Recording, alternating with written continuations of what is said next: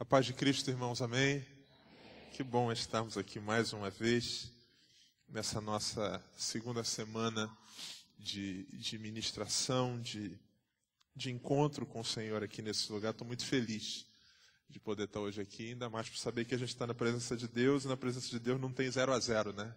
Aqui nós somos mais do que vencedores, é o que diz a palavra. Eu quero, antes de pregar, só fazer um aviso, dar um aviso a vocês, a pedido aqui do meu mano Joabe.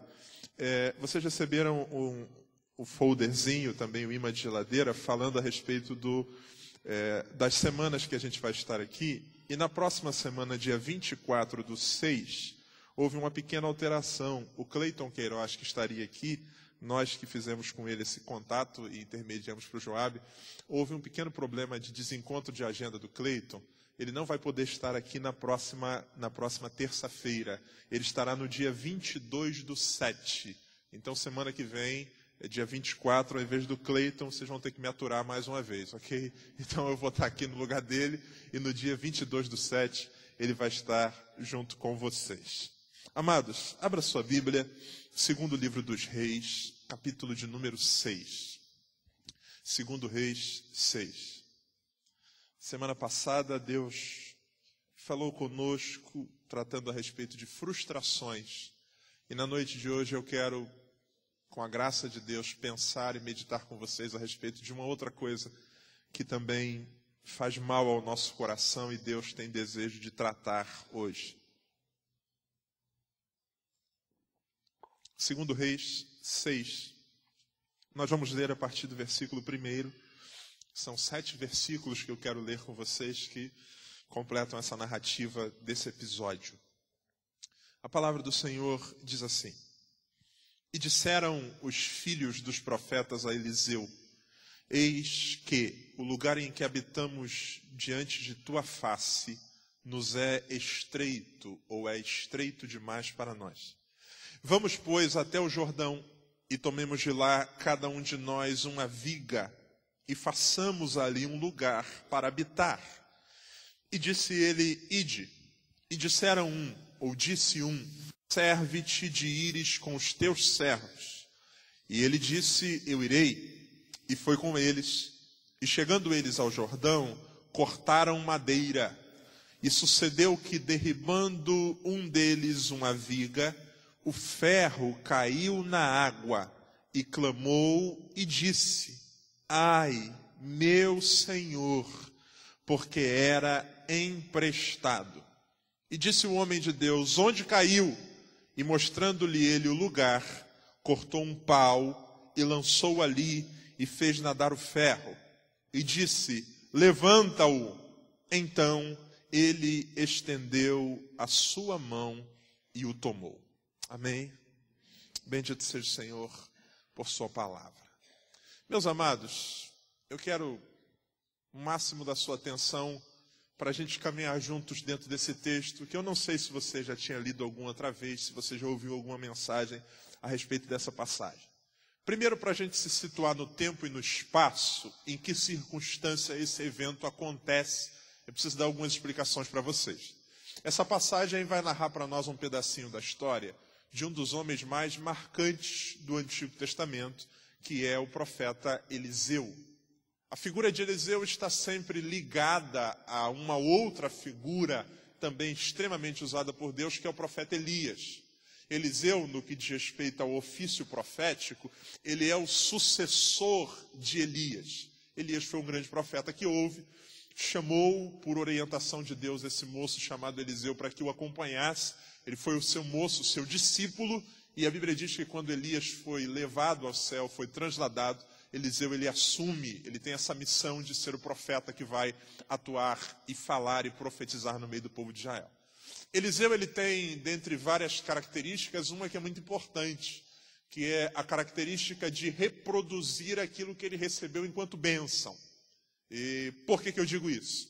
Eliseu ele é resultado da graça de Deus, da escolha de Deus, mas também do investimento do profeta Elias. Ele passou durante um bom tempo caminhando junto com Elias, aprendendo junto com ele, sendo edificado, sendo ministrado, sendo discipulado. E agora que Eliseu ele é o profeta, aspas, titular, Elias não está mais, ele reproduz esse modelo. A passagem que a gente acabou de ler aqui, ela começa dizendo para nós a seguinte coisa: e disseram uns dos profetas, ou dos filhos dos profetas. Tem como pôr para mim o versículo primeiro, por gentileza? Só para a gente entender isso. Os filhos dos profetas disseram a Eliseu. Essa expressão que a Bíblia usa para falar de filho de profeta não significa que todo mundo que estava ali era filho natural de um profeta. Não, a expressão é a mesma que usada para discípulo dos profetas. Como Eliseu foi ministrado por Elias e isso fez diferença na sua caminhada, Eliseu ele cria, ele funda, ele difunde uma coisa chamada escola de profetas. O que era isso? Um lugar onde pessoas que enxergavam, que tinham essa chamada da parte de Deus, que desejavam aprender mais sobre a palavra, sobre o ministério profético, se reuniam e Eliseu ministrava para eles, ensinava-os. A gente vai descobrir isso, por exemplo, quando a gente lê o capítulo 4 de 2 Reis, que o versículo 1 diz assim: e uma das mulheres dos discípulos dos profetas clamou a Eliseu dizendo: meu marido, teu servo, morreu, e tu sabes que o teu servo temia o Senhor. É a passagem da multiplicação do azeite. Aquela mulher que vai falar com Eliseu, quem é ela? Ela é esposa de um desses homens que estudavam nessa escola de Eliseu, que era essa escola de profetas. Então, só para a gente entender o que está acontecendo aqui, Eliseu está ministrando para um grupo de pessoas que estão aprendendo, sendo instruídos no ofício profético. Ele funda escolas em Gilgal, em Betel e em outras cidades. Não é esse o nosso foco principal, mas apenas para você situar, para você entender que contexto é esse. Ele está falando para um grupo, como eu estou falando hoje aqui, de gente disposta a aprender um pouco mais de Deus e crescer no ministério. Pois muito bem, a Bíblia diz que nesse dia específico do capítulo 6, Eliseu vai ministrar, só que ele é interpelado, ele é procurado pelos seus alunos. A Bíblia diz que eles vêm até Eliseu, e eles dizem para Eliseu a seguinte coisa: ô chefe, o nosso professor, o profeta, a gente tem uma pequena observação para fazer para o senhor. Eu não sei se o senhor já percebeu, mas o lugar em que nós estamos é estreito demais para nós. Ele está dizendo, o lugar é apertado. A nossa congregação aqui, a nossa sala de aula está muito apertada. A gente vai anotar alguma coisa, acotovela alguém, não tem janela. A gente não sabe muito claramente em que dimensão se dava esse aperto, mas a expressão mais próxima para a gente entender seria desconfortável. Um lugar que não cabe mais a quantidade de gente que estava ali. Eles vêm e dizem, olha, profeta, a gente percebeu que o lugar está apertado. O lindo desses homens, é que eles não apenas percebem o problema, porque tem gente que é especialista em perceber problema. Cara, se está errado aqui, está errado ali, devia ser feito assim, então. A questão não é apenas perceber o problema. Eles geram uma solução. Eles dizem para Eliseu a seguinte coisa: primeiro, a gente percebeu que está estreito. Segundo, se o Senhor permitir, a gente viu que ali embaixo tem um monte de madeira que pode ser cortada. Verificar o problema é apenas uma parte. Agora, a segunda parte é a gente também procurar gerar algum tipo de solução. Porque quem critica simplesmente por criticar não está fazendo nada de mais interessante. O que você acha? Está tudo errado. E o que você acha que pode ser feito para melhorar? Não sei, mas está tudo errado. Espera aí, vamos devagar. O que você acha? Olha, a gente viu umas madeiras ali que a gente acha que dá certo. Terceiro, eles não apenas percebem, eles não apenas geram uma solução, mas eles se incluem como parte da solução. Sabe o que eles dizem para Eliseu? Se o senhor deixar, nós vamos lá e vamos cortar. Tem gente que percebe. Tem gente que gera uma solução, mas não se inclui como parte da solução. Eu acho que tem que ser feito assim a gente pode contar com você? Não. Não resolveu o problema. Eu fui pregar numa cidade no interior de Goiás, isso deve fazer uns 4 anos.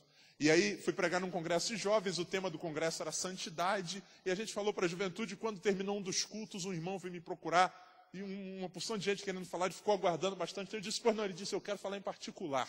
Falei, ok, vamos aguardar. Terminei de atender, fui falar com ele. Ele disse, pois não, meu irmão. Ele disse, pastor, tudo que o senhor falou aí foi verdade. Porque essa juventude aqui dessa igreja está todo mundo perdido. Esses jovens vão tudo para o inferno. Falei, opa, chegou a santidade em pessoa. Vamos lá, deixa ele falar. Ele falou, não, porque esse jovem está todo mundo perdido aqui nessa igreja e tal. E ele foi falando, e apontando os problemas, dizendo o que tinha de errado com os jovens, com a igreja, tal. Quando terminou, ele disse assim, meu irmão, agora vamos para o que interessa. O que o senhor acha que deve ser feito para mudar? Ah, pastor, eu já tenho falado isso há muitos anos. Eu disse o que é? A gente precisa colocar a nossa juventude em oração. A gente precisa orar, a gente precisa buscar a face de Deus. Eu disse, meu irmão. Ele disse, a gente precisa orar. Eu falei, irmão, então vamos fazer o seguinte. Ele disse, pois não. Eu falei, olha, se o senhor estiver disposto, eu amanhã de manhã tenho que estar aqui na igreja, estou hospedado num hotel aqui perto, eu posso passar umas 2 horas orando aqui com o irmão pela juventude. Estou aqui perto mesmo, vou dormir tarde, a gente levanta aqui um clamor e eu creio que amanhã de manhã no culto Deus vai fazer coisa. Ele disse, pastor, fica tranquilo, eu vou só ali fora falar com a minha esposa. Se ele chegar aí, avisa que eu estou esperando, tá? Até hoje não vi o camarada. Criticou, encontrou a solução, mas quando alguém diz, vamos lá, não. Esses caras são diferentes. Eles dizem, olha, o problema é que está estreito, nós sabemos como resolve e nós vamos resolver juntos. Eles dizem, cada um de nós vai pegar uma viga. Aqui tem uma outra questãozinha, tá? Resolver questões, resolver problemas, não é uma tarefa para uma pessoa só, gente. Eles não dizem, o cara diz, não. Ele diz, cada um de nós vai trazer uma viga. Eu me enxergo como parte da solução.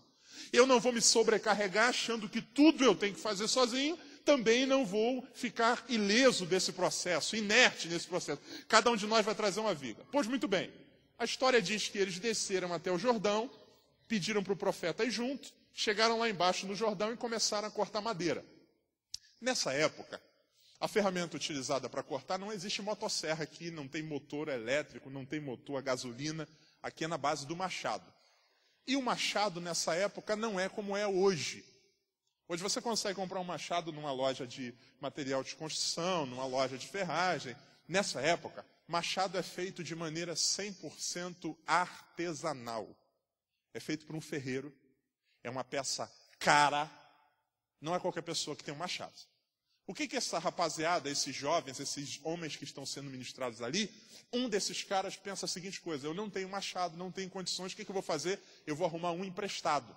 E a Bíblia diz que ele pega emprestado com alguém, leva o machado consigo e parte para cortar madeira. A história continua muito bem. A Bíblia diz que eles estão lá cortando madeira, no meio do corte, no meio do processo, no meio da empreitada, o ferro se solta do cabo do machado e cai na água. Quando cai na água, a obra inteira para, e aí então, aquilo só é resolvido por meio de uma intervenção milagrosa de Deus. Pois muito bem. Dito isso, o que eu quero, a partir desse texto e dessa história que vocês conhecem pela leitura e conheceram um pouco mais agora pela minha fala, o que eu quero pensar e meditar com vocês hoje? Eu quero falar sobre uma coisa chamada erros. Eu quero falar sobre erros. Porque esse texto vai apontar para a gente um acidente, um erro no meio do percurso, no meio do processo. Eles estão muito bem intencionados, o desejo é fazer o melhor, só que a Bíblia diz que no meio do processo, um camarada batendo com o machado na árvore, o ferro se solta. A gente pode tentar conjecturar em que nível de erro isso aconteceu. Quem aqui já trabalhou ou trabalha com machado aqui? Levanta a mão assim. Quem já usou machado uma vez na vida? Rapaz, o pessoal aqui é da machadada. Especialistas. Machado é uma peça de encaixe. Certo ou errado? Certo. Não é uma peça de encaixe. Madeira e ferro. A primeira providência de alguém que vai usar um machado, qual é? Verificar se ele varia de lugar para lugar o nome, mas normalmente cunhado. É o que a gente chama lá no Nordeste. O que é isso? Se ele está dilatado o suficiente para abraçar o ferro. Tem gente que coloca dentro d'água, espera ele inchar. Tem gente que pega pequenos pedacinhos de madeira e vai batendo em cima para ele poder dilatar. Essa é a primeira providência. Ninguém mete a mão no machado e já sai partindo, porque sabe que isso pode acontecer. O que pode ter acontecido com esse camarada é ele ter pegado o machado e partido para cima sem olhar isso. Segundo, ele pode ter errado pelo posicionamento. A Bíblia diz que ele vai cortar e o machado cai dentro d'água. Talvez ele estivesse muito próximo do rio. Enfim, há várias possibilidades para explicar o que aconteceu. Fato é, alguma coisa não deu certo. Um erro aconteceu no meio desse processo. E o que eu quero chamar a atenção de vocês? Primeira coisa, primeira verdade importantíssima, que todos nós já sabemos. Todo mundo erra. Amém ou não amém? Todo mundo erra. Não há ninguém que construindo qualquer coisa que seja não cometa erros.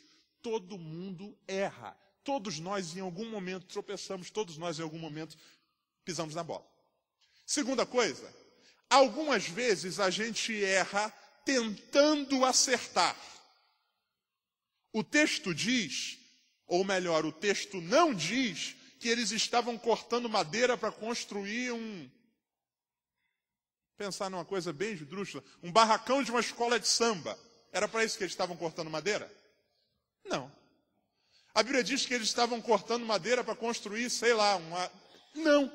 A Bíblia diz que o propósito deles é bom. Eles estão cortando madeira para ampliar o lugar onde eles aprendem a palavra de Deus. Eles estão investindo na melhoria do reino. Mas o fato de eu ter um bom propósito não me impede de errar.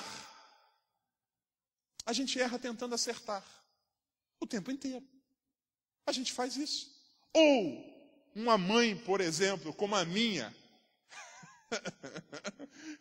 que me deixou cair no chão. Eu acho que é por isso que eu tenho problema até hoje.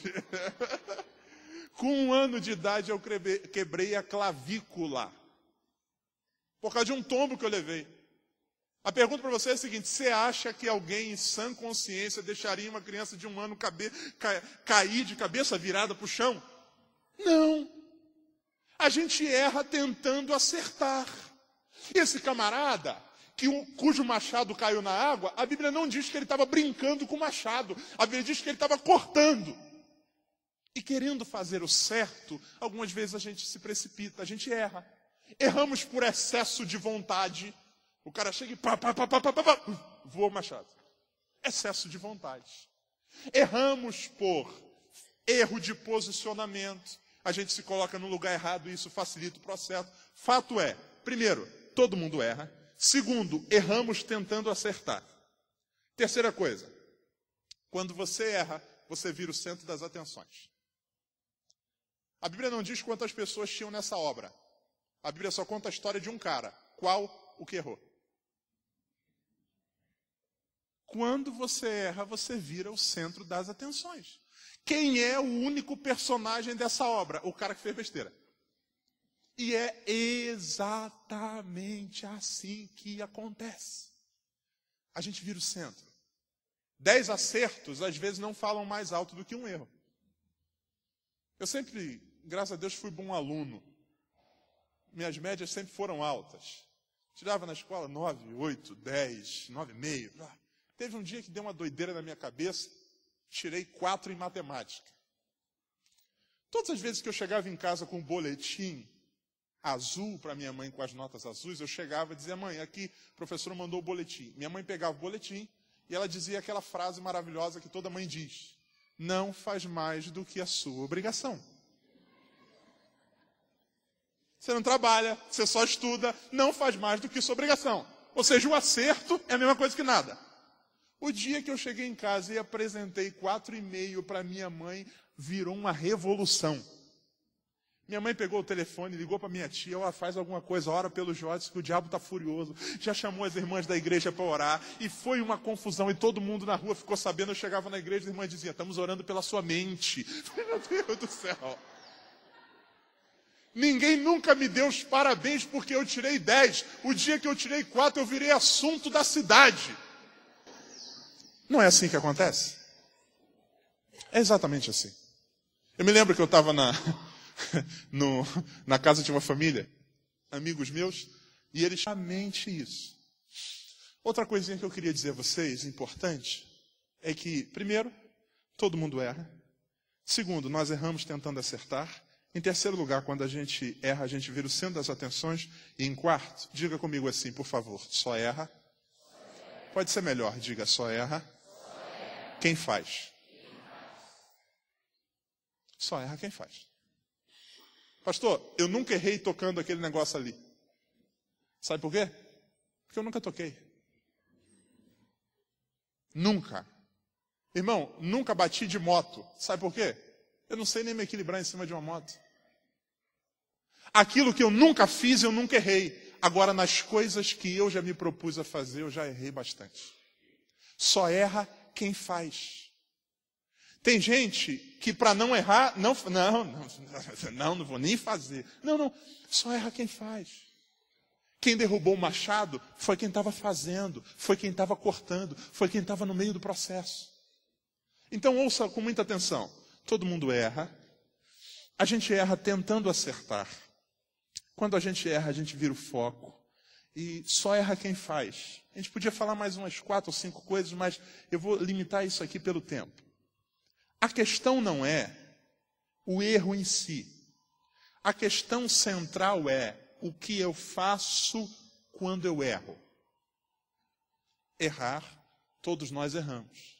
Erramos, às vezes, querendo fazer o melhor. Quando a gente erra, a gente sabe que o foco vai estar na gente. A gente erra porque a gente fez. Mas o que fazer quando se erra? Essa que é a questão central que está presente aqui nesse texto. Eu quero chamar a atenção de vocês para isso. Põe para mim, por favor, e tem como pôr na tela, versículo de número 5. Olha o que esse texto diz quando o machado caiu na água.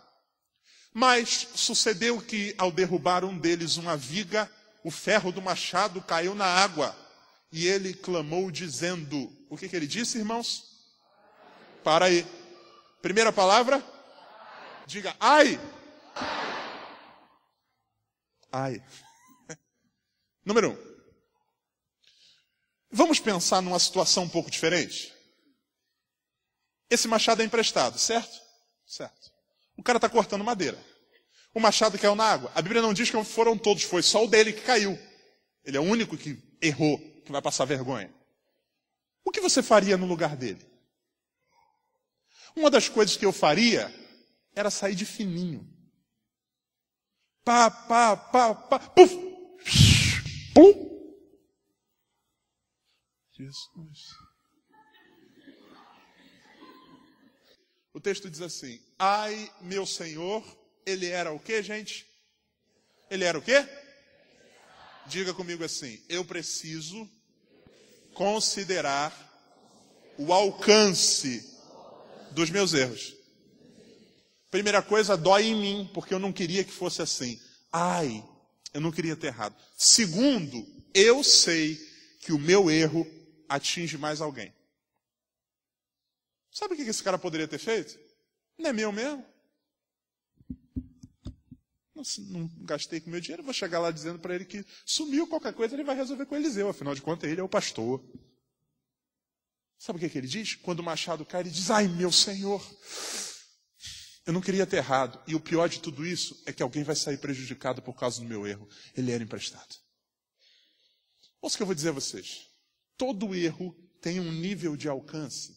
Você já viu quando você pega uma pedra e joga dentro do rio? Puf, ela bate, ela cai em linha reta para baixo. Só que ao mesmo tempo ela faz na superfície um movimento de ondas. Aquilo vai se abrindo num círculo. Ela cai para baixo, mas ela provoca uma reação na superfície. Quando a gente erra é exatamente assim.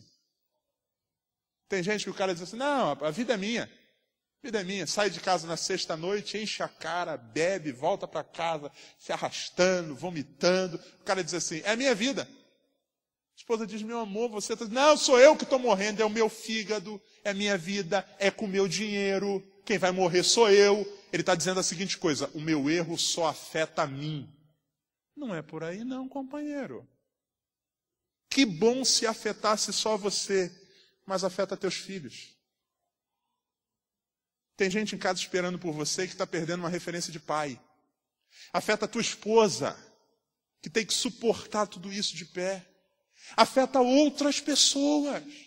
Quando um líder erra, não, eu errei, eu vou consertar, está tudo certo. Não, quando o líder de igreja erra, ele prejudica outras pessoas. Quando eu erro, existem decisões que eu tomo na minha igreja, no departamento que eu lidero, na juventude que eu lidero, e que eu não posso achar que eu fui o único prejudicado. Não. Quando eu erro, tem gente que está debaixo da minha autoridade que é prejudicado também. Quando um pai erra, quando se excede, quando uma mãe erra, quando um patrão erra. Campeão, se você como patrão erra, você está prejudicando um monte de famílias, porque tem gente que depende das tuas decisões. Não para só na gente. É uma mulher que diz, não, tranquilo, adolescente ou jovem, não quer saber de nada, chega em casa 3, 4 horas da manhã, pastor, a vida é minha, já tem 18 anos, você mora debaixo do teto dos teus pais, cuidado, o teu erro afeta todo mundo, cara. Enquanto você está passando a noite acordado porque quer, tem gente passando a noite acordado porque não quer, te esperando. Tem gente sofrendo por tua causa. A droga não destrói só os teus neurônios, não, cara. Destrói neurônio de gente que está em casa passando noite sem dormir. Destrói joelho de gente que está dobrado orando por você. Se parasse em nós era muito fácil, mas a gente tem muita coisa emprestada. Quando eu saio de casa todos os dias, eu levo um monte de coisa que não são minhas. Eu levo a preocupação que é a minha esposa, eu levo a graça que é de Deus, eu levo as expectativas que são da minha igreja, eu levo a esperança que é do meu filho, eu levo tudo isso comigo. E sabe o que Deus espera? E o que essas pessoas esperam? Que eu volte para casa com elas intactas. O pai se mata para pagar a faculdade do camarada, o cara vai para a faculdade só para namorar, ficar do lado de fora, perder aula, tirar 9, 0, já está fazendo 3, 4 vezes a mesma matéria. E pastor, que parada é essa? Quem sabe sou eu, quem sabe você? Nada, rapaz. Tem gente investindo tempo, dinheiro e energia para você estudar, cara. Quando você reprova, não é só quando você é aprovado, todo mundo festeja. Mas quando você reprova, uma família inteira reprova junto, é dinheiro jogado fora, cara. Acorda para a vida. Não para só em você, maridão. Não para só em você, esposa. Não para só em você, mãe. Tem gente que é afetado pelos nossos erros. É o que esse cara está dizendo. Eu fiz besteira e alguém vai sair prejudicado por minha causa. Vocês estão me entendendo, amém? Todo mundo com a cara assustada? Fica tranquilo, vai apertar só mais um pouquinho, tá? Fique em paz. Eu amo vocês e Deus também. A gente precisa considerar primeiro a gravidade. Segundo, a gente precisa considerar o alcance dos nossos erros. Em terceiro lugar, diga comigo, por gentileza, ai, meu Senhor. Diga comigo assim, eu preciso pedir ajuda. Estou falando do Jodson, tá? Se eu fosse esse cara, cortando madeira, o machado caiu na água, sabe o que eu faria? Eu, Jodson, eu pularia na água. Eu, Jodson, pularia na água. Sabe por quê? Dentro de mim, eu tenho, e isso precisa ser tratado por Deus todos os dias, aquela ideia do seguinte, eu fiz, eu resolvo. Não, eu peguei o machado, eu vou dar meu jeito. Só que se esse cara pula na água, de um problema a gente teria 2. A gente teria um machado para arrumar dinheiro para devolver e uma vaquinha para fazer o enterro. Porque aqui a gente está falando do Jordão, que é um rio que a gente sabe pela descrição do capítulo de número 5 anterior, quando um homem chamado Naamã vai lá e o profeta manda ele pular no Jordão, ele diz, as águas são turvas. Não é um rio fácil de você se localizar. As águas são meio estranhas, tanto que Naamã diz, lá na minha terra tem rios muito mais limpos do que esse. É um rio meio turvo. Para o cara pular ali dentro e achar alguma coisa é complicado. E aqui está o problema de muita gente. O cara errou, só que ele não admite que precisa de ajuda. Esse cara dá um grito. Ele não tem medo, ele não tem temor de passar vergonha. Ele diz, ai, meu Senhor, eu preciso de alguém da parte de Deus que me ajude. Vou contar para vocês uma historinha, mas nessa história, não sei se já contei aqui como ilustração, mas vocês vão entender o que eu estou querendo dizer. Eu fui visitar um amigo meu, tem uma filha de 3 para 4 anos de idade. Eu pedi água, eles trouxeram água para eu beber, um copo de vidro. Terminei de beber água, coloquei o copo assim, em cima do sofá, tentando meio equilibrar, e disse assim, Jorge, me dá esse copo para eu levar na cozinha? Quando eu ia passar para ele, a filha dele disse, pai, deixa eu levar, pai. Pai, deixa eu levar. Ele disse, não, filho, você não vai levar, porque senão vai quebrar. Deixa que o papai... Não, pai, deixa eu levar, pai, deixa eu levar, deixa, pai, por favor, pai, por favor, pai. Pai, você não me ama porque você não deixa eu levar, tá? Você já sabe o final da história, né? Leva! Leva. Deu para a menina levar. Aí ela saiu assim, com o papinho na mão. Você já sabe o final da história, né? Pum!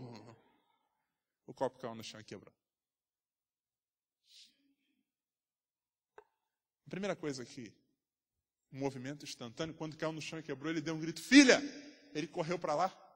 Quando ele correu, ela estava assustada e abaixando para poder juntar os cacos. Ele disse assim, filha, pode parar. Ela olhou para ele e disse, pai, não, filho, chorando. Ele disse assim, faz o seguinte, vai para o seu quarto, deixa que o papai limpe essa bagunça aqui. A nossa vida é exatamente assim. Deus entrega nas nossas mãos coisas para a gente conduzir. Deus te deu uma família para você conduzir até o final da estrada que Ele te deu. Deus te deu um ministério, Deus te deu uma profissão, Deus te deu talentos, e Ele espera que você leve daqui até lá. Só que no meio do caminho a gente tropeça e deixa cair. E o problema não é quando a gente deixa cair, o problema é aquilo que a gente faz quando cai. Porque existem pessoas que, ao invés de gritarem pelo pai, pai, sabe o que a gente faz? A gente fica tentando juntar os cacos sozinhos. Não, ele não precisa saber não, porque senão ele vai ficar decepcionado comigo. Eu vou juntar aqui, ó. E sabe o que acontece com uma criança de 3, 4 anos juntando cacos? Ela resolve o problema? Só piora.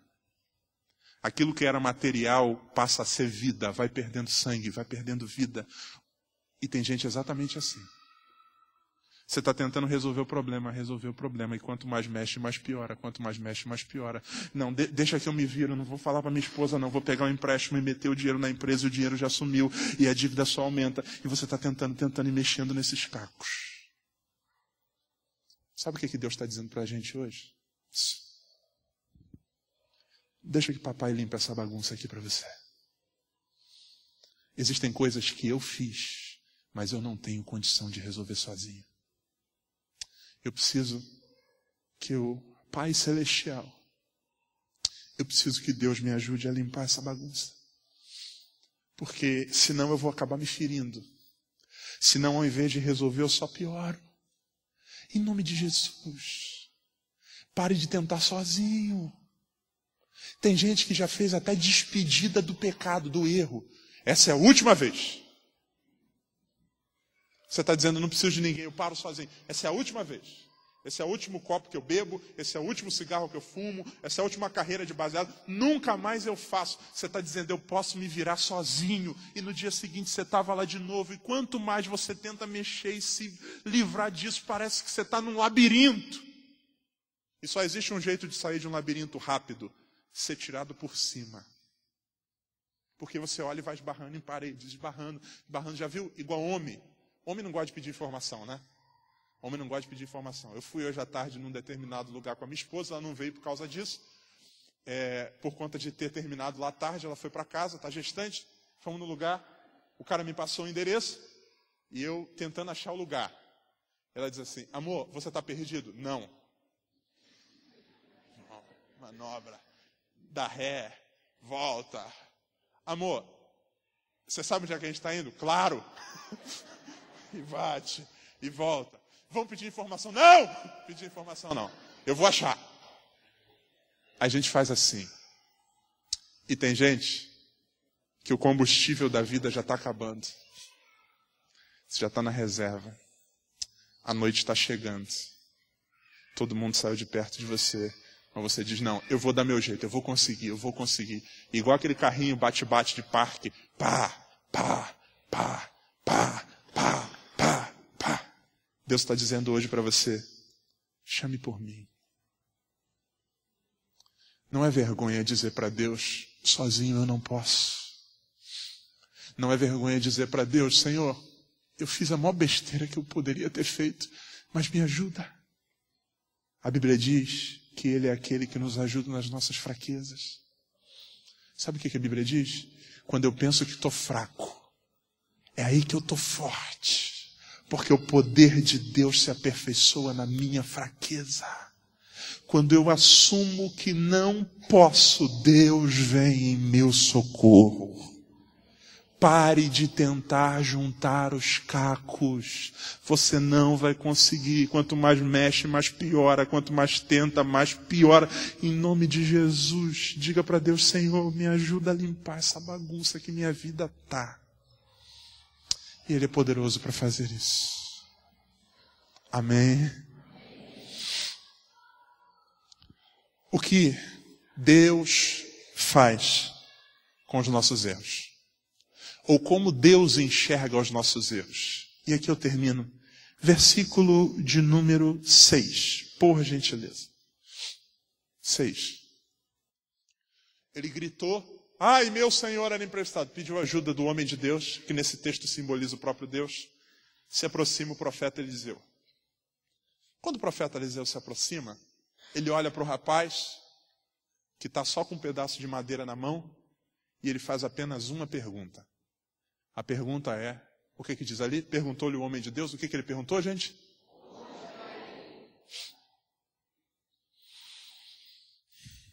Vamos pensar algumas coisas? Que perguntas nós faríamos no lugar de Eliseu? Primeira pergunta que eu faria, número 1. Como caiu? Como é que foi que isso aconteceu? Porque a gente quer saber detalhes. Como é que foi que aconteceu? Então, profeta, sabe o que acontece? Na verdade, eu estava batendo ali da esquerda para a direita, deu uma diagonal e voou. Diga assim: ele não quer saber como. Segunda pergunta, eu perguntaria: por que caiu? Vem cá, por que caiu? Você cunhou esse machado direito. Você não estava cortando mais. Por que caiu? Diga comigo assim: Deus não quer saber por quê? Porque Ele já sabe, gente. A pergunta dele é: onde? Não me interessa como, não me interessa por quê, nem me interessa quando. Quando caiu? Quando é que isso aconteceu? Não. Onde caiu? O rapaz diz: então, chefe, caiu aqui, ó. O profeta olha, Eliseu cortou um pedaço de pau, cortou, veio com uma madeira, e a Bíblia diz que ele toca, lança no lugar onde caiu, e o machado flutua. Preste atenção. Deus não se importa com como. Ele sabe. Deus não se importa com quando. Ele sabe.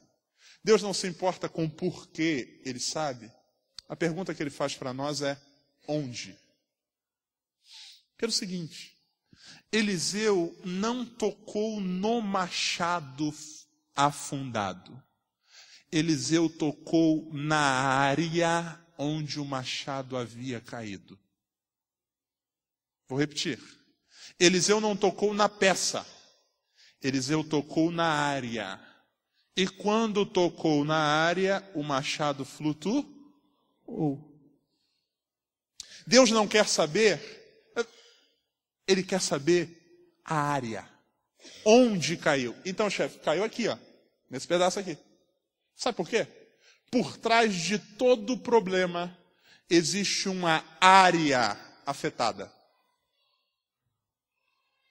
Uma coisa é tratar do problema, outra coisa é tocar na área.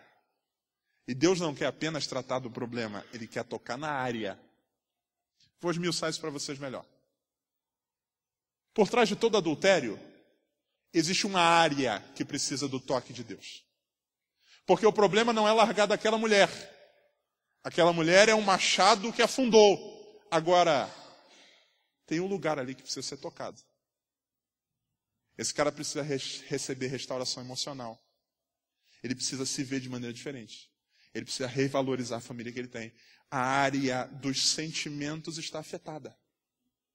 É por isso que quando Jesus se encontra com a mulher samaritana, em João capítulo de número 4, Jesus faz apenas uma pergunta para ela. Jesus diz assim, ou melhor, dá uma ordem para ela dizendo: vai e chama o teu marido. Ela diz assim: Senhor, eu não tenho marido. Jesus toca na área. Jesus disse assim, ok, tem uns 6 machados aqui dentro. Porque 5 você já teve até agora, e o que você tem agora, o 6º, não é teu. Jesus não trata apenas desse rolo de relacionamento aqui. Ele podia ter dito, você está com aquele camarada lá que não é teu, né? Não. Ele toca e tudo vem à tona. Por trás de alguns problemas de endividamento que a gente tem, o que vai resolver o nosso problema não é pagar aquela conta, é ser tocado na área. Eu preciso rever minhas prioridades. Eu preciso ser tocado na minha questão da minha compulsão por comprar. Há áreas que são afetadas. Por trás de uma rebeldia, normalmente existe uma área doente. É por isso que a pergunta do Senhor é a seguinte, me mostra onde está esse negócio. E quando aparece, ele toca na área. Puf! E quando ele toca, o machado flutua. Esse problema que você acha que é o problemão, na verdade, ele é apenas uma parte dentro dessa área. Porque tem gente que o problema até alguns meses atrás era 100 mil reais. Aí o cara conseguiu 200 e hoje ele deve 400. O problema não era o machado, o problema era a área. Ah não, ele largou daquela mulher, mas agora arrumou 2. O problema não era aquele relacionamento, o problema era a área. Tem uma área doente. E só existe uma coisa que pode resolver isso. A Bíblia diz que Eliseu cortou um pedaço de pau. Você conhece um pedaço de madeira que resolve problemas? A Bíblia chama isso de cruz do Calvário. Um pedaço de madeira que um dia foi cortado e quando foi elevado, quando foi fincado na terra, a Bíblia diz que nela todas as nossas maldições foram levadas nele. Todas as nossas dores foram levadas nele. Todos os nossos pecados foram levados nele. Esse pedacinho de madeira chamado cruz de Cristo, quando nos toca, tudo eclode, tudo vem para fora. A gente é sarado por completo. A gente é tratado por completo. E aí tudo que estava indo por água abaixo volta para a superfície. O que está indo por água abaixo na sua vida? É seu casamento que você está vendo indo por água abaixo? São seus negócios que você está vendo indo por água abaixo? É sua vida espiritual que você está vendo ir por água abaixo? Grite por Deus hoje. Clame pelo Senhor. Peça perdão. Se quebrante. Peça a ajuda de Deus. E Deus é poderoso para fazer tudo o que estava por água, indo por água abaixo, voltar ao nível acima para a glória do nome dEle. Última coisa que eu quero dizer a vocês, versículo de número 7, e aqui a gente termina. Como Deus trata quem erra. Versículo 7 diz assim, ele disse, o que ele disse, gente? E ele estendeu a mão e o... Gente, presta atenção comigo numa coisa. O cara derrubou o machado na água, um problemão, parou a obra, Eliseu vem, toca, corta um pedaço de pau, corta, toca na água, o machado flutua. Quando o machado flutua, sabe o que Eliseu faz? Ô 01, cadê o cara que derrubou o machado aqui? Senhor, pois não, vem cá. Pega. Hã? Pega. Sim, pega. Sabe o que a gente faria? Sabe o que eu faria? Flutuou o machado? Flutuou. O cara que veio, cadê o cara do machado? Tá vendo isso aqui? Besteira que tu fez, o trabalho que deu para resolver? Nunca mais. De quem que é esse machado? Não vou nem deixar tu devolver. Outra pessoa, pega, por favor, o cabo do machado dele. Em que igreja que você congrega? Eu sou de uma congregação, tinha que ser. Quanto tempo que você está aqui na congregação aqui de Eliseu? Estou há 2 meses. Isso, ainda está em processo de conversão, irmãos. Por isso. Tropece e tal. Vem outro aqui, vem cá, o meu diácono aqui, pega esse machado aqui, por favor. Eliseu não dá lição de moral, não dá sermão. Sabe o que ele faz? Caiu na água. Caiu. Subiu. Pega. Pega. Diga comigo assim, independente do erro, diga, em Deus, a obra continua. Pega. Mas, pega, meu filho, vai fazer o que você estava fazendo. Mas eu errei. Vai, meu filho. Lembra do que Jesus disse? Tem uma mulher prestes a ser apedrejada, todo mundo querendo tacar pedra nela, esperando para as pedras não virem. Aí Jesus diz uma frase assim: quem não tem pecado, atire a primeira pedra. Aí todo mundo vai embora e a mulher continua. Aí Jesus chega e diz assim: onde estão os teus acusadores? Foram todos embora. Então vai também, minha filha, nem eu te condeno, vai, não peques mais. Não, achei que todo mundo foi embora e o Senhor ia querer me apedrejar sozinho. Acabou a concorrência, sou eu que vou dar um pedregulho na cabeça dessa mulher agora. Não, Jesus diz, nem eu te condeno. Vai e não peques mais, a obra continua. Diga comigo, por favor: Deus restaura e põe de novo o que estava indo por água abaixo ao alcance da minha mão. Pega.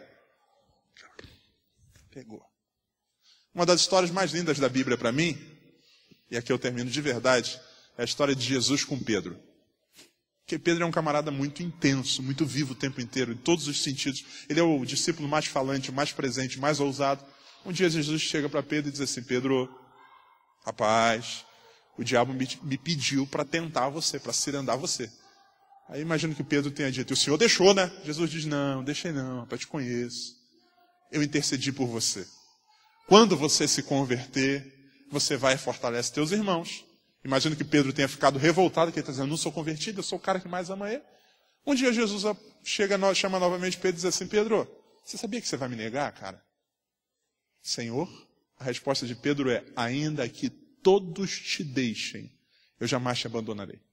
Se necessário for, eu morrerei por ti. Senhor, se todo mundo for embora, inclusive Judas, tem um cara aí chamado Judas que eu acho que ele é meio para lá, meio para cá. Agora eu não. O Senhor pode contar comigo que eu vou estar lá o tempo inteiro.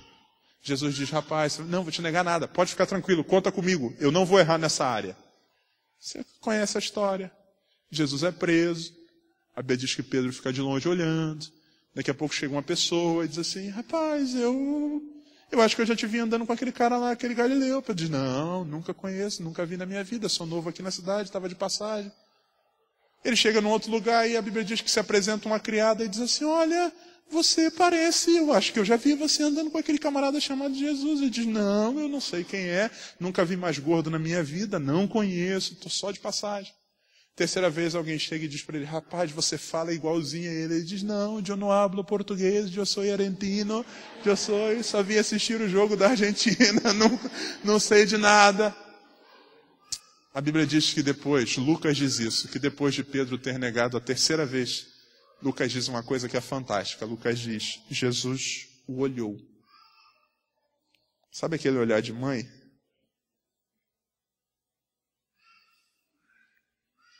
Que diz muita coisa. Fazia besteira, fazia bagunça na igreja. Minha mãe olhava para mim e fazia assim: eu já sabia. Eu te falei, eu não te avisei. Em caso o pau vai quebrar, se prepara. Eu só não te bato aqui porque eu estou na rua. E todo o restante que você já sabe. Jesus olha para Pedro e a Bíblia diz que Pedro chora amargamente. Ele sabe que errou. O tempo passa. 2 dias depois, Jesus ele ressuscita. A Bíblia diz que ele aparece no túmulo para 2 mulheres. E Jesus diz para as mulheres assim: vão aos meus discípulos e digam que eu ressuscitei. E digam especialmente a Pedro. Imagina o que é. O cara que você negou, que você pisou na bola, ele diz assim: eu voltei. Fala para todo mundo e diz para Pedro, principalmente para ele, que eu voltei. É o cara do Sylvester Stallone, né? Eu voltarei. O exterminador, voltei, e diz para ele. Jesus aparece a primeira vez, os discípulos estão reunidos e Jesus não fala nada com Pedro, vai cozinhando e banho-maria. Até que um dia Jesus aparece na praia, está lá em João capítulo de número 20. Jesus aparece na praia. Todos os discípulos estão reunidos, ele chama Pedro num canto e diz assim: Pedrão, senta aqui, cara, vamos conversar. O que você imagina que passa na cabeça de Pedro? Gente, o ladrão da cruz inaugurou o paraíso, eu vou inaugurar o inferno agora. Ele vai me mandar de primeira classe não é nem para o quinto, é para os sextos dos infernos. Porque eu fui pior do que Judas. Judas não disse que ia ficar, eu disse que ia ficar e não fui. Aí Jesus olha para Pedro e diz assim, Pedrão, tu me amas? Aí é pior de tudo, né? Ele vai na ferida, diz, tu me amas? Pedro diz, Senhor, o que eu posso dizer? Se eu disser que amo, pisei na bola, tu sabes que eu te amo. Aí Jesus olha e diz, Pedro, tu me amas? Senhor, tu sabes que eu te amo. Jesus diz terceira vez, Pedro, fala sério agora, cara, tu me amas. Ele diz assim, Senhor, tu sabes todas as coisas, tu sabes que eu te amo. Que o pau vai quebrar, né? Quando Jesus termina de ouvir isso, Jesus diz assim, então Pedro, faz o seguinte, cara, faz um favor para mim. Aqui estão as minhas ovelhas. Eu comprei com meu sangue na cruz do Calvário.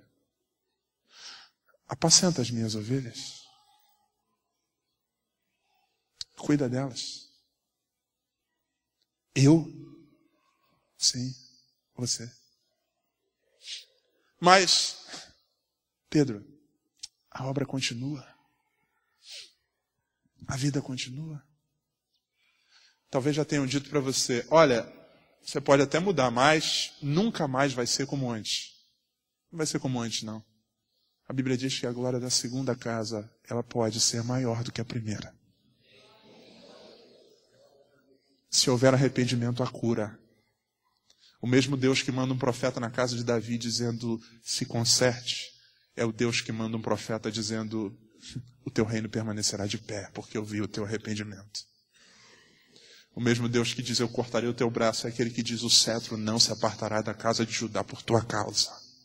Deus é grande em misericórdia. Ele é perdoador. O problema é que a gente precisa, em Deus, assumir que errou e pedir ajuda. Tem muita gente, e a última coisa que eu digo a vocês, caminhando pela vida assim, ó, carregando um pedaço de pau sem machado. Porque o que dá peso ao cabo é o machado. O que dá utilidade ao cabo é o machado. O que dá valor ao cabo é o machado. O que dá função ao cabo é o machado. Fora isso, ele é um pedaço de pau comum. Ele é apenas um símbolo, ele é apenas um pedaço daquilo que era para ser inteiro. E tem gente assim. Tem gente usando isso aqui, ó, aliança. Só que a aliança no teu dedo hoje é um pedaço de pau, sem peso. O carinho já se foi. Você está vivendo um casamento de fachada. Quem olha para você, vê você caminhando com um pedaço de pau, mas você sabe que está faltando peso, está faltando função, está faltando utilidade, porque isso foi por água abaixo lá atrás. Você está hoje andando com aquele carro da época que você estava bem pra caramba, mas você está sem dinheiro nem para pagar as prestações. Mas aquele carro é o teu machado. Quem olha para você e diz, caramba, olha o carro dele. Mas você sabe que aquilo dali não tem mais peso, não tem mais função, não tem mais razão de ser. Você está falido. Você está andando pela vida com o teu ministério. Se for assembleiano, terno e gravata, todo mundo olha e diz, lá vai o grande pregador, lá vai o grande pastor, lá vai o grande obreiro. E a gente vai caminhando com isso aqui na mão. E todo mundo diz lá, olha lá, um machado dele. Mas a gente sabe que esse cabo está sem peso, sem graça, sem unção, sem ousadia. Você tem duas opções. A primeira delas é continuar andando com um pedaço de pau, fingindo que está tudo bem. Camuflando, tentando esconder a ponta. Cadê o teu machado? Não, está escondido, está aqui. É que eu não gosto de mostrar muito para não enferrujar. Ou você pode assumir dizendo, eu estou vivendo só com um pedaço daquilo que deveria ser inteiro. Por mais que tenha sido você quem derrubou, em Deus há um recomeço para nós essa noite. Amém? Queria pedir a você que ficasse de pé, por gentileza. Eu quero fazer uma oração. Nessa oração eu quero fazer um convite a você. Você que está hoje aqui, talvez você seja membro dessa igreja ou não, você veio convidado por alguém. O motivo pelo qual você chegou aqui é o que menos importa. Porque no final das contas foi Deus quem te atraiu para esse lugar hoje. Se Deus te trouxe aqui e Ele falou ao seu coração, você diz, pastor, essa palavra foi para mim. Eu estou no meio do olho de um furacão, todo mundo apontando o dedo. Pastor, eu estou vendo as coisas irem por água abaixo. Eu quero hoje restauração de Deus para a minha vida. Você já tentou de tudo que é jeito sozinho e Deus falou hoje com você, chame por mim que eu sou capaz de limpar essa bagunça da tua vida. Se você quer dizer hoje, ai meu Senhor, porque era emprestado. Se tudo aquilo que eu disse aqui, alguma dessas áreas o Espírito Santo falou com você, você precisa ser tocado numa área da vida. Você tem um problema, já resolveu, mas em seguida cai de novo. É a tua área que precisa ser tratada, ser tocada, ser invadida por Deus. Se Deus falou ao seu coração, eu quero convidar você para vir aqui diante do altar, eu quero orar contigo em nome de Jesus. Se o Espírito Santo do Senhor ministrou a você, vem à frente. Não deixe as coisas irem por água abaixo. Não caminhe pela vida com apenas um pedaço daquilo que deveria ser inteiro. Não tente mergulhar para achar sozinho. Não finja que nada aconteceu e que está tudo bem. Se você clamar hoje, o Senhor é poderoso para fazer um milagre de restauração na sua vida. Pastor, mas será que vai ser como antes? A Bíblia diz que Deus faz novas todas as coisas. Ele é poderoso para fazer muito mais. Ele é poderoso para fazer mais abundantemente além daquilo que pedimos ou pensamos. Pastor, eu tropecei, eu falhei, será que ainda tem jeito para mim? Em Deus tudo é possível. Deus é poderoso para restaurar seu casamento. Deus é poderoso para restaurar sua família. Deus é poderoso para restaurar seu ministério. Deus é poderoso para restaurar suas finanças. Deus pode, e eu creio no poder dele. O que a gente precisa fazer é dizer, ai meu Senhor. Alguém aqui entre nós, aqui na frente ou sentado em um dos bancos, que ainda não fez uma aliança com Deus. Você gosta da igreja, você ouve mensagem, você hoje está aqui, foi muito legal para você, mas você ainda não tomou a decisão de caminhar junto com Jesus, de fazer uma aliança com Deus para a tua vida. E você quer hoje entregar a sua vida a Jesus, ou você está afastado e quer voltar hoje. Se você está aqui, eu queria que onde você está, se levantasse uma das suas mãos assim. Tem alguém hoje que quer fazer uma aliança com Deus, quer se arrepender dos seus pecados, quer aceitar Jesus como seu Salvador? Se você está aqui ou está no seu lugar, levante uma das suas mãos. Eu quero ver você, quero orar por você também nessa oração. Alguém hoje que quer entregar a sua vida a Jesus? Todos nós já somos da família de Deus. Amém. Vamos orar então. Feche seus olhos. Se você que está aqui na frente, se você puder, faça assim com suas mãos. Olha para mim, faça assim. Vamos orar. Mantenha suas mãos abertas. Pai querido, em nome de Jesus, Senhor, eu oro essa noite por meus irmãos, por tua igreja reunida nesse lugar. O Senhor sabe o que eles têm nas mãos. Alguns deles estão carregando apenas um pedaço daquilo que deveria ser inteiro. Alguns deles estão carregando apenas um fragmento daquilo que deveria ser total. Estão caminhando, Senhor. Possuem uma aliança, possuem um casamento, mas esse casamento está sem graça. Está indo por água abaixo, o que dava peso, função, razão de ser. Possuem um ministério, um cargo, mas isso está sem graça, está indo por água abaixo. Quanta coisa que está indo por água abaixo, Senhor. Mas essa noite, em nome de Jesus, Pai, vem e toca. Toca na área que precisa do teu toque. E faz flutuar, Deus. E faz subir para a superfície. E faz, Deus, ser de novo visível, ser de novo palpável, ser de novo acessível a eles, Pai. Que de novo a gente sinta, Deus, o peso, Senhor.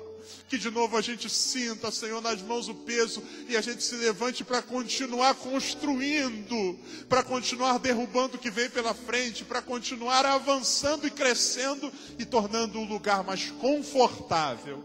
Que assim seja, Pai. Que os teus filhos sintam nas mãos, Senhor, a restauração. Que cada um deles receba na noite de hoje em suas mãos de volta aquilo que foi perdido. Tudo que estava indo por água abaixo, que em nome de Jesus a gente sinta novamente, Senhor, no toque das mãos. Que a gente de novo, Pai, tenha tatilmente, Senhor.